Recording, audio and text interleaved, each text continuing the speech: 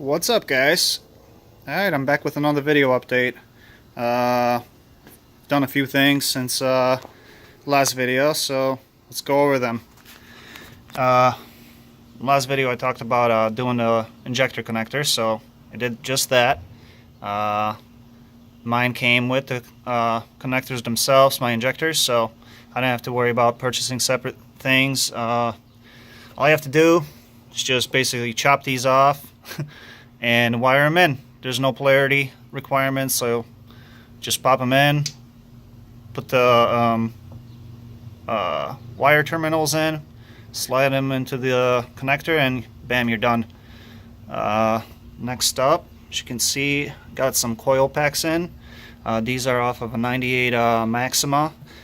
They came from the front of the motor, not the rear, so if you plan on doing this conversion, this coil overplug conversion, you have to use the front bank Maxima coils if you choose to use them. What I like about them is they got these nice boots that go over the spark plug well and covers things up nicely. So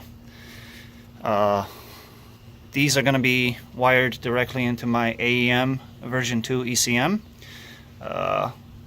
Signal wire is basically going to go there, and all I have to do is just run a switched power to these, positive and ground, and it's going to be much better than trying to use a distributor. Speaking of distributors, the AEM version 2 calls for 24-to-1 trigger disc. So basically I took that out, installed it, and installed this nice dizzy cover that might get some people triggered, but whatever. Next up, I got the Excessive Manufacturing BMC heat shield. It's pretty straightforward to install. All you do is loosen these two nuts, one on this side, one on the other, and this thing just basically slips behind there.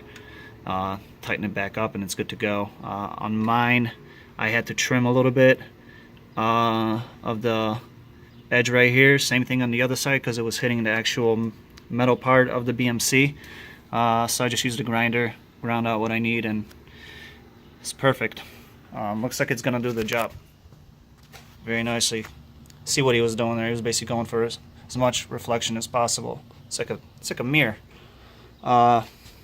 Next up, got the Phase 2 Motor Trend overfill tank. Fits in there pretty nicely.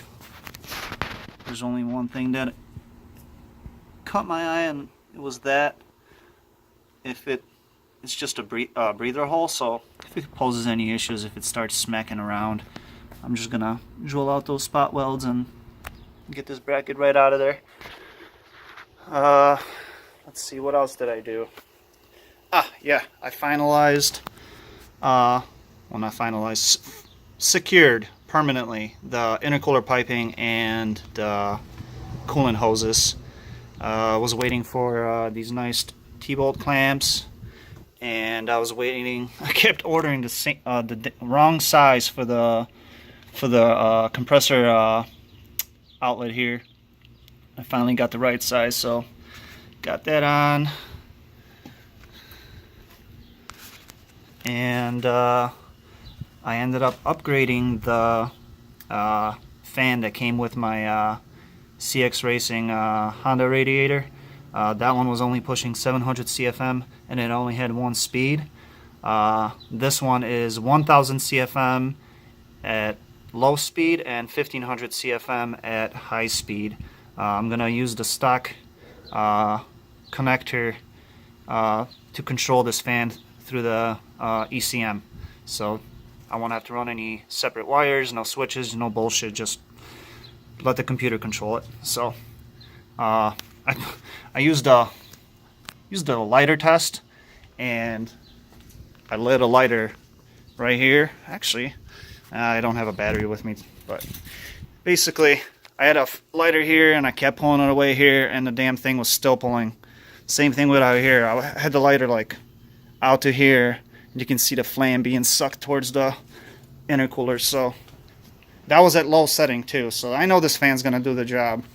What else did I do?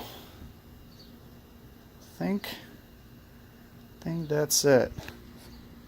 Ah, yeah, I ordered a turbo blanket, same one I had on the Z.